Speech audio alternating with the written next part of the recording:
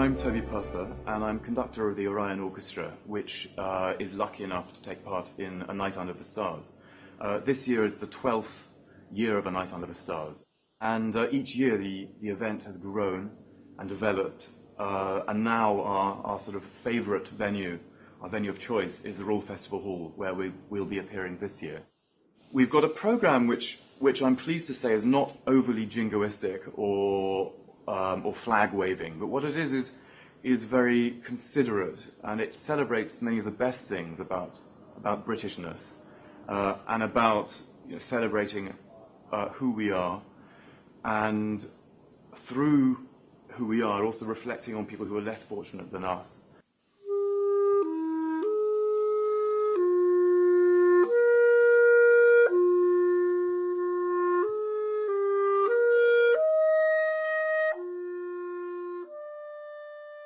I'm Mick Clark, and I'm the Chief Executive of The Passage. The mission of The Passage is to provide resources which encourage, inspire, but also challenge homeless people to transform their own lives. So we're standing here in the dining area of one of the largest resource centres for homeless people in the whole of the UK, which The Passage run. We also run other accommodation-based projects. We're really about systemic change, and what I mean by that is ensuring that the issues that have led to someone becoming homeless in the first place are addressed so that they get off the streets as quickly as possible and stay off the streets, so that they never go back to the streets, and we break that cycle once and for all. One of the things that I love about Night Under the Stars is that it's a great opportunity for people not just to come together and hear fantastic music, the type that Toby will have told you about, but also to know that just their presence alone is helping The Passage. And that's really important, because every pound that someone gives to The Passage in voluntary income, out of that pound, over 90 pence goes to frontline services. So at the beginning of the concert, we've got perhaps the most sort of pomp and pageantry side of the evening, which is Zadok the Priest, which was written for the coronation of George II by Handel, and it's been used at every coronation since. And it's a masterpiece of drama. It begins with the strings really soft and still, and gradually building up to this huge explosion as the chorus comes in with extra trumpets. It's very, very dramatic.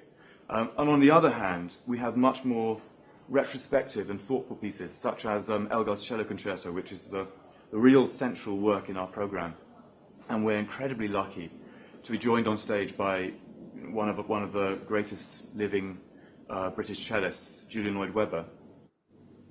There are huge chunks of the piece which are a real outpouring of grief, but it's always done in a very sensitive, thoughtful way. Each year we manage to attract a number of star performers to take part in A Night Under the Stars.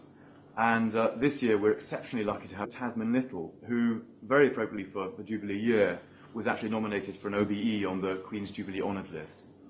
And she's going to be performing The Lark Ascending by Vaughan Williams.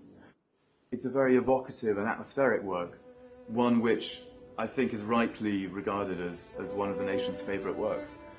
In fact, it was chosen as the #1 Desert Island Disc in 2011, I think.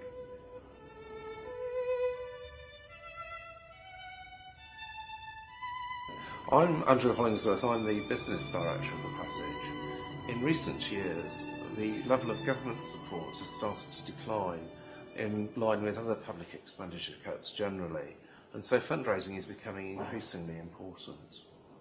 I've been very pleased to be involved with The Night Under the Stars for the last 12 years. This great concert not only raises vital funds to keep our services to homeless people going, but it also takes the message about The Passage out to a wider audience.